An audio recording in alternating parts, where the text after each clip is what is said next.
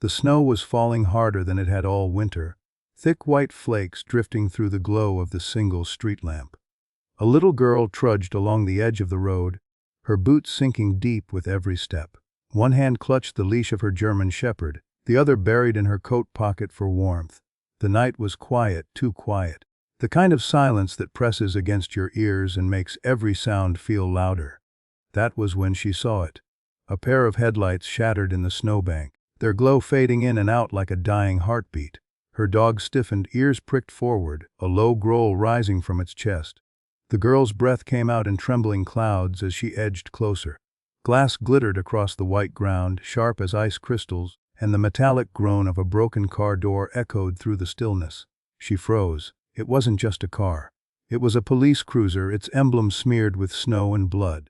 Inside, through the cracked windshield, someone, moved. The night opens like a held breath.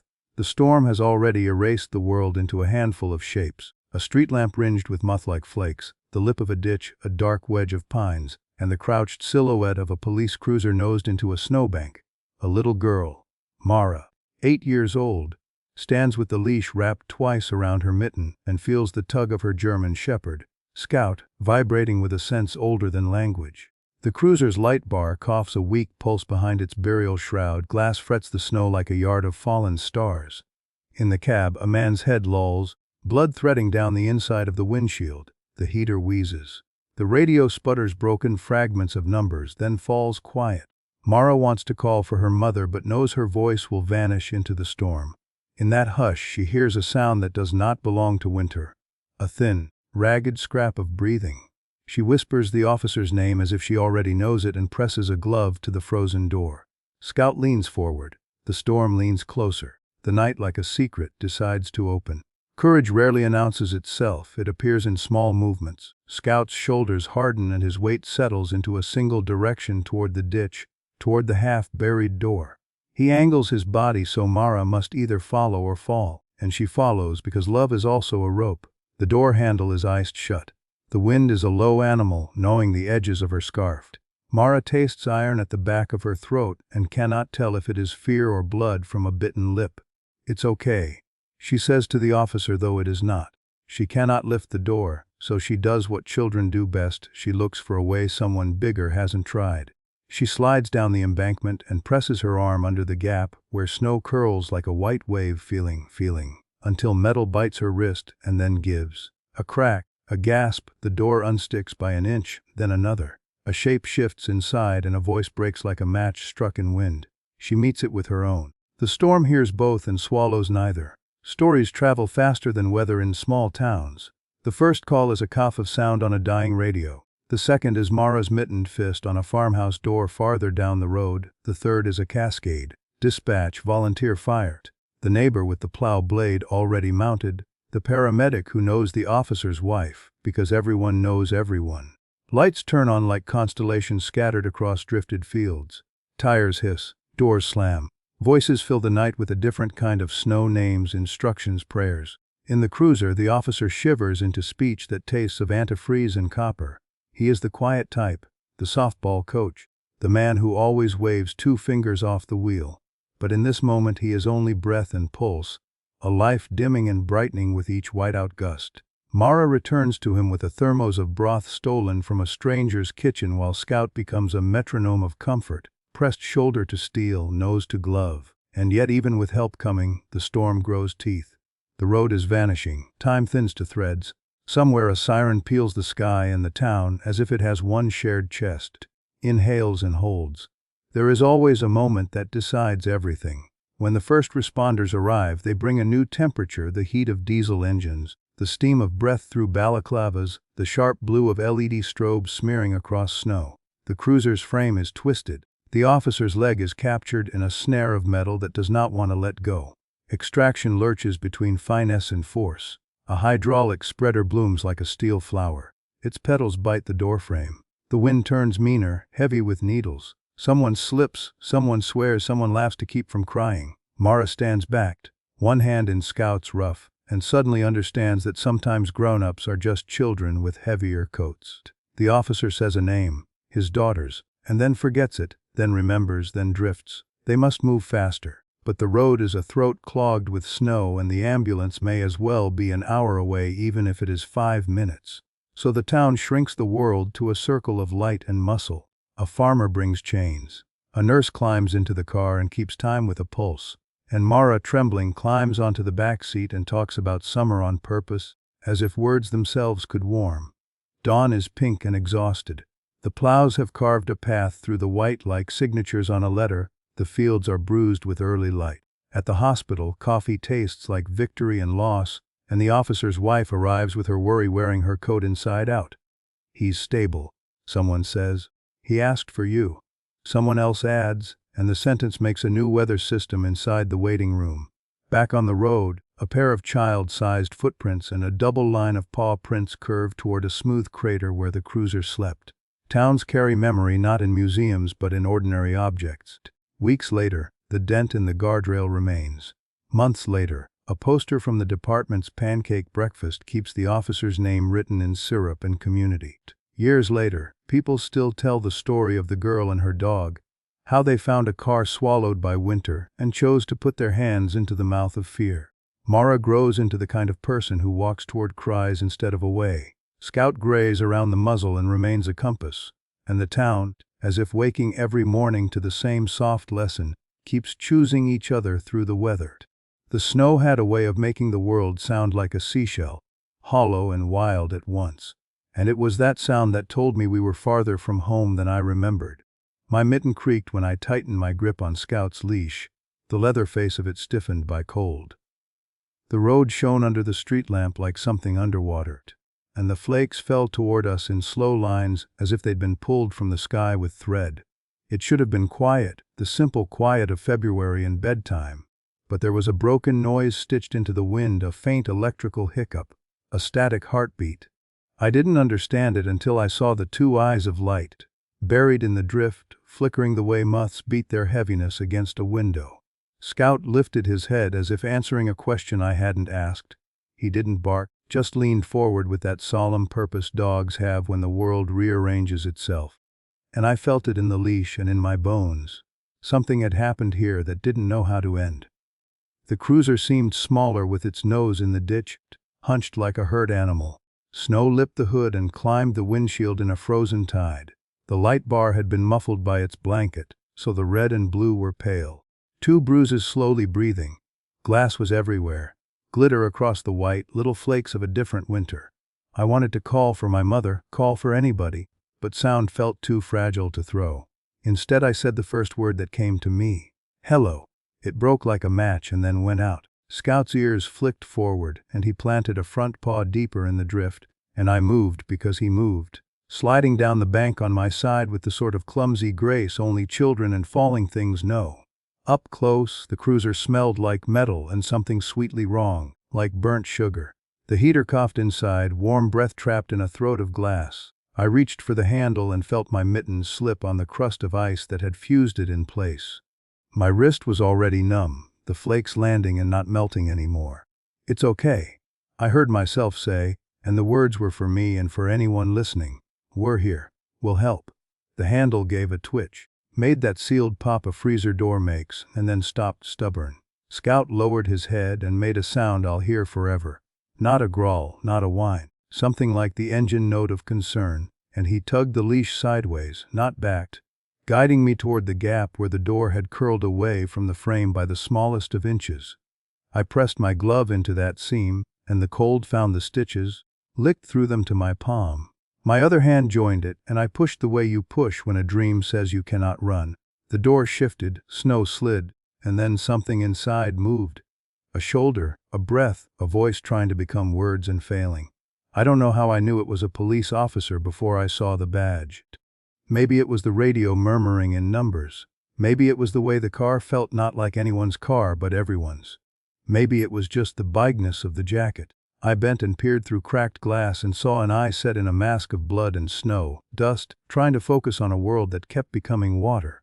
I'm Mara, I said, because names make a bridge when you're afraid. This is Scout. We're going to get you out.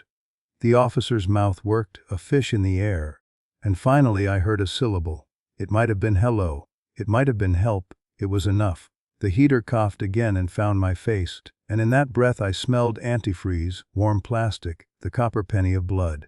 Hang on. I wasn't sure to whom I was speaking, him, myself, the world, and I scrambled back up the embankment with snow crumbling under my boots. Scout climbed first, turned and looked down at the car, and then at me, and then toward the road as if reminding me the world had more people in it if we were brave enough to knock. We ran in the white hush, only our breath and the leash's leather music to tell the night we existed. The farmhouse sat low against the storm, a dark loaf with a fringe of porch light, and the wreath on the door looked stubbornly out of season, berries crisp to glass. My fist on the wood didn't sound like knocking. It sounded like dropping a stone into a pillow. When the door opened, the warmth slapped my face. The woman's cheeks were chipped with cold even though she was inside, as if winter could reach through keyholes. "It's Officer Tilson," I said, learning the name as I spoke it. "He's crashed in the ditch. He's bleeding." The woman didn't ask questions. I love her for that, now that I am older and know how many grown-ups sometimes slow a crisis with curiosity. She only nodded, grabbed a phone, a thermos, a gray wool blanket. The man behind her, half-dressed and already pulling on boots, snatched a keyring and the keys tried to flee his fingers. "Go," he said to me, even though he was the one leaving, and handed me the thermos like a baton in a race. The phone call she made was to the sort of number people in small towns memorize without knowing why. Dispatch with the old operator voice who's been calm longer than any of us have been alive. We were back at the cruiser before the thermos had cooled. I slid down the bank and the snow tried to keep me, clutched my shins as if to say wait, but Scout's tug was a sentence I obeyed. The officer's eye found me, finally, and held on the way a drowning person might grab a rope. His lashes were white, each hair frosted and delicate. "Don't sleep," I said, the way I'd heard my mother say it to me on car rides after swim lessons. "You're not allowed to sleep." A string of sound came out of the radio then.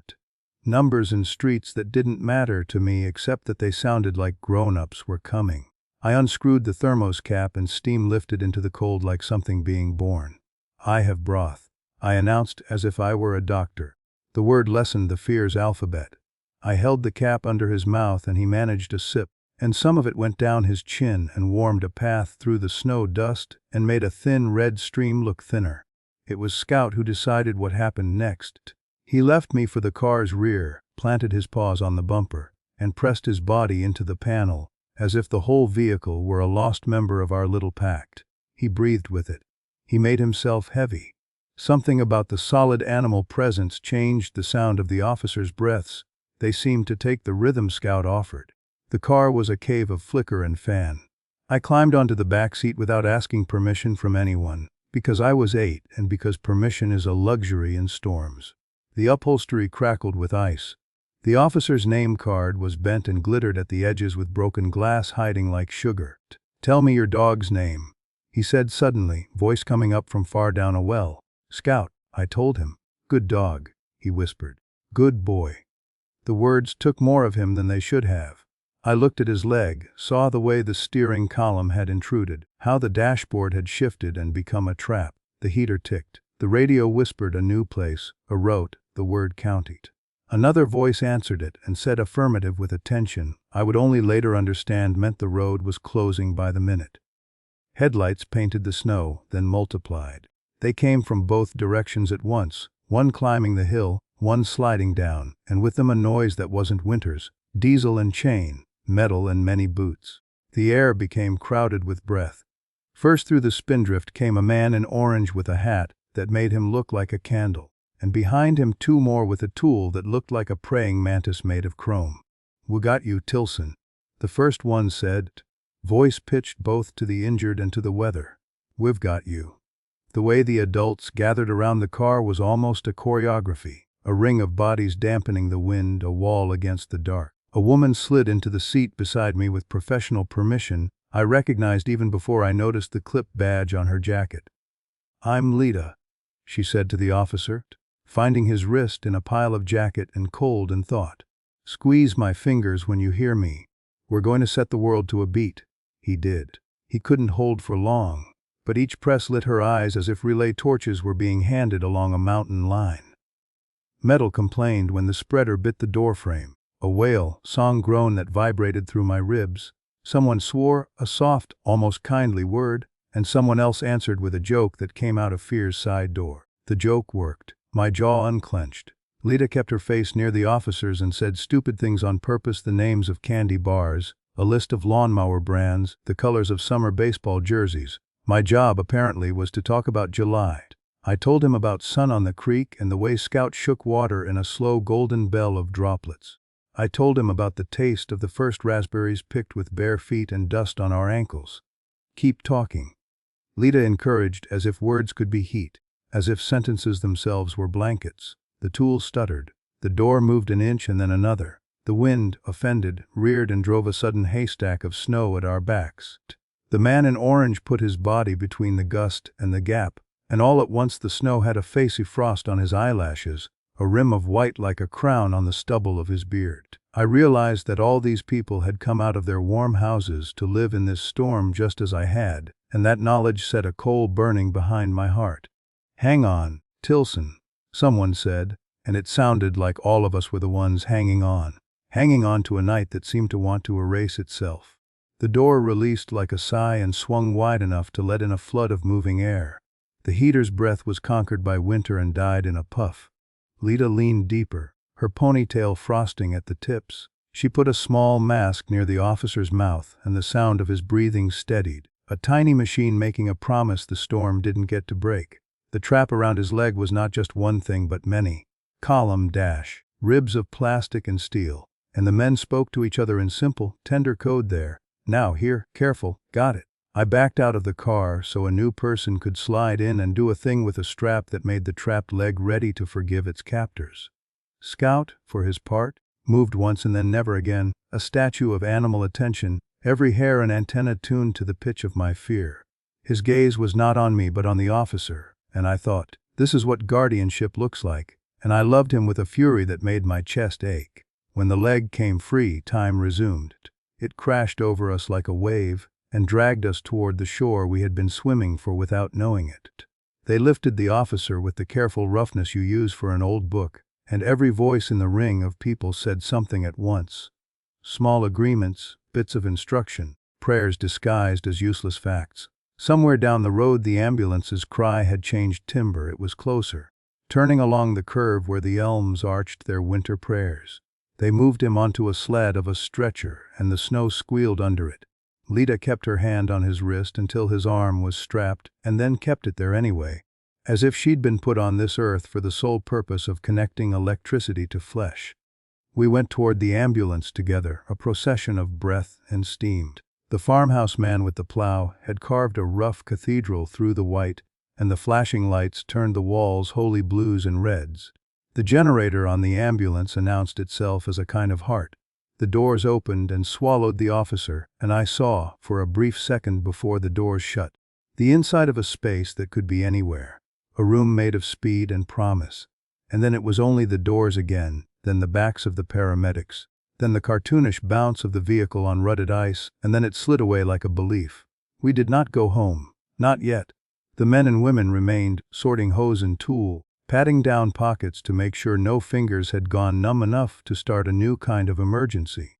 The lights rimmed everyone in blue and red and made us look like fragments of a single, enormous gem. The man in orange clapped my shoulder with care not to shatter my bones and ducked his head to see me better inside my hood. "You did good, kid," he said, and it was a sentence meant to be a medal. I didn't do much. I told him, the reflex of humility learning to breathe. "You pulled the night open," he corrected. "Sometimes that's everything." Scout sneezed, which made a pair of the volunteers smile, as if a dog's ordinary opinion were the exact right punctuation for a crisis. The farmhouse woman approached and tucked the blanket she'd sent with us around my shoulders without asking, and I saw, with a kind of bell, clarity, the way neighbors make families without paperwork. She pressed something into my hand. It was a small candy, the kind older people keep in bowl pyramids. I held it like a relic. Unseen in the storm was the road between us and the hospital, but I felt it like a tether, stretching and vibrating, humming the way kite string does when the wind wants it more than you do. I imagined the ambulance's tires punching tracks into the rhyme, the wipers working like frantic eyelids, the radio making a rosary of numbers that, once strung together, would become a prayer. The farmhouse man offered us a ride, and I climbed into the truck's middle seat with Scout folded like an enormous, patient shawl around me. The heater sang and the windshield's fog drew and undrew a heart in the corner where someone had pressed a finger and then changed their mind. The wipers flapped the way fat birds do starting from rest. The truck moved into the chain of ruts and we sailed slow through refracted light. The crash site shrank in the rearview but didn't leave me. It was like a story I could no longer unhear. At the hospital, the world had other weather. The air was held at room temperature and smelled like lemon and old coffee. The bright was a different species of bright. Overhead, unyielding, and it made the snow on our coats seem like the universe had touched us on purpose. A nurse with the sort of voice good for babies and storms ushered me into a waiting area and took my mother's phone number from my mouth with a pen. My tongue felt too big. She's on her way, the nurse promised, and the officer is with the best people. Lita materialized, her ponytail now damp and ordinary, and told me he was in a room with many hands, and that he had said a daughter's name, and then corrected it and said his wife's, and that both of those were good signs if you were the sort to read the weather in the way someone's voice chooses its words. I didn't see him again that night. That was a mercy. Instead, I sat under an old photograph of the hospital's founders and counted the holes in the acoustic tile with the patient's only shock gives. When my mother arrived, she smelled like snow and worry. She took my head in both hands as if she were shaping clay into a face. "You're all right," she said. And I recognized the sentence as the sort you cast not because it's true but because you need the truth to grow toward it. She listened to the story and looked at Scout, and when she thought I wasn't watching, she pressed her mouth to the top of his head the way you kiss a relic. The night laid itself down eventually. The storm softened to a sift, then a drift, then a memory. At home, I undressed as if removing armor. I lay awake longer than sleep wanted me to, listening for the sound of engines and hearing only the furnace sighing like a slower storm. Every time my eyelids fell, they drew the cruiser again, the bruised lights under snow, the frost on the officer's lashes, the way a town can gather and make a circle around a single beating heart. In the morning the world had been lacquered, shiny and treacherous, and the sky wore a wound of pink above the fields. News does not travel with the speed of light in such places, it travels with the speed of bread. Warm in some houses, cooling on the rack in others, sliced in many hands. I heard it first from my mother's phone and then from the radio and then from the door, where the farmhouse woman stood with a Tupperware of cinnamon rolls and cheeks finally unfrosted. "Stable," she said, syllables square and grateful. "They say he's stable." The word filled our kitchen like steam. What I didn't know then was how a night becomes a legend, one telling at a time. How adults edit for children and then, as the children grow, reinsert the darker edges. I would learn later about black ice and a deer leaping out of nowhere. About a cruiser fishtailing past the guardrail's comfort by the width of a grocery receipt. About the faint chemical smell of the airbags inflating like instant mushrooms, how they cushioned and injured with the same genius softness. I would learn about a fracture that would limp during damp weather, a scar that would pink in heat. A pair of hands that would never quite stop shaking when the road shone the wrong way. But that first morning I learned a different lesson. That towns are made of people willing to cross rooms for each other. That dogs can hold a beat for a dying man and make him find his way back to it. That children can knock on doors loud enough to wake an ambulance. On the third day, I took Scout for a walk because rhythm is a kindness we offer ourselves. The ditch still remembered the car, a gentle hollow cradled in white. The glass had been swept, but not all of it. No one can find every star. The guardrail bore a new dent that looked like a smile, unsure whether to commit to itself. I stood there with Scout and said a thank you to a place, which is to say I said it to everything. The wind carried it to the pines and the pines shook their heads as if dislodging a prayer. Weeks later the officer came to the pancake breakfast with a cane and a grin that didn't quite know where to live on his face. He hugged the man in orange and the farmhouse woman and my mother and finally me, which made my ribs louder to their own ears. "You saved my life," he said in a murmur meant only for me and Scout, and I answered the way a person answers a thing too big to hold. I scratched my dog's ears and let him lift his paw to the officer's knee. The table smelled like syrup and burned edges. Community isn't a word we used, but we ate it. Years will sand the night into a story with neat corners.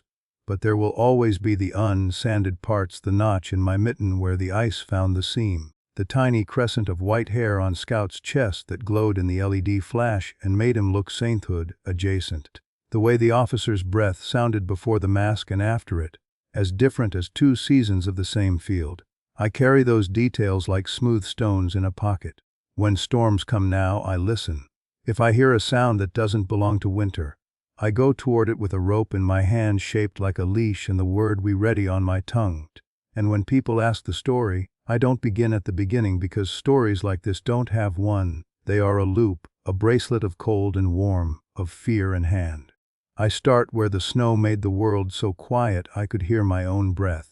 And in that breath I heard another one, and between them I built a bridge, and on the other side a town was waiting with its lights turned on, as if it had always known we were coming. The storm passed, but its memory lingered in the town like the aftertaste of fear. Snow melted slowly, in cautious trickles along the ditches, revealing bits of glass and twisted metal half buried in the thaw. Where the police cruiser had once lain silent and broken, only a dented guardrail and a scar of earth remained, a wound in the road that people slowed down to stare at, as if it could still tell them something. Children on school buses whispered to each other when they passed. Adults driving alone lowered the radio for a moment without realizing why. But for Mara, the little girl with mittens still stiff from that night, and for Scout, whose fur still smelled faintly of salt and snow, the world had shifted more than a roadside could show. In the hospital room, weeks later, Officer Tilson squeezed her hand, this time with strength, and whispered, "You kept me alive." His voice was steady, not the broken whisper she had first heard through the frozen windshield, but warm, deliberate, anchored. Mara did not know what to say, so she just nodded, her face half hidden in Scout's neck. Sometimes silence carries the weight better than words. The town did what small towns do best. It turned the story into a living memory. At the spring pancake breakfast, the fire chief told it with hands spread wide like he was holding the storm itself. The paramedic named Lita spoke about the strange bravery of an 8-year-old who had climbed into the backseat of a dying man's car and told him about raspberries and creeks until help arrived. And Officer Tilson's wife, tears trembling like stars in her eyes, simply said, "My husband is here because a little girl believed she wasn't too small to matter." Years later, the guardrail was replaced, the ditch softened under new grass, and the story aged into legend. Mara grew taller, Scout grew slower, and the night of the storm became something spoken of in lowered voices, around fireplaces and in classrooms, as if it were a fable. But it wasn't. It was real. It was a night where a child and her dog pulled the whole town into a circle of courage and refused to let go. And whenever Mara walks that stretch of road now, even as a young woman, she still feels the hush of that night pressing close. She still remembers how the snow held its breath, how Scout leaned into the storm, how a man's life flickered like a fragile flame, and how, against all odds, it burned on. Because some nights don't just pass. Some nights etch themselves into the marrow of a place, reminding everyone who lives there that courage can come small, on mittened hands and padded paws, and that even the quietest voices can carry someone back from the edge. And so the story ends the way it began, in the silence of snow. But this time that silence isn't empty. It is full of memory, of survival, of a town forever changed by the courage of a little girl and her dog.